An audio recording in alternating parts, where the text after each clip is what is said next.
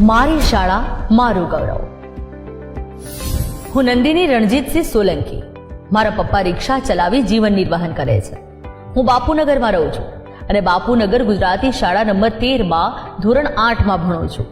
મારી શાળા મને બીજા ઘર જેવી લાગે છે, જ્યાં હું અભ્યાસ કરું છું, રમું છું, જમું છું અને મારા જીવનનું ઘડતર કરું છું. દરેકના જીવનમાં સમસ્યાઓ તો હોય જ છે, પણ આભાર મારા મમ્મી પપ્પાનો, જેઓ કાળજી રાખે છે મારા ભણતરની, મારા શિક્ષકોનો, જે મને પ્રોત્સાહિત કરે છે અભ્યાસ માટે, અને આભાર એએમસીની નગર પ્રાથમિક શિક્ષણ સમિતિનો, જેઓ આવી સુંદર શાળાઓ સંચાલિત કરે છે, જેમાં મારા જેવા હજારો વિદ્યાર્થીઓ વિદ્યાનું દાન મેળવે છે.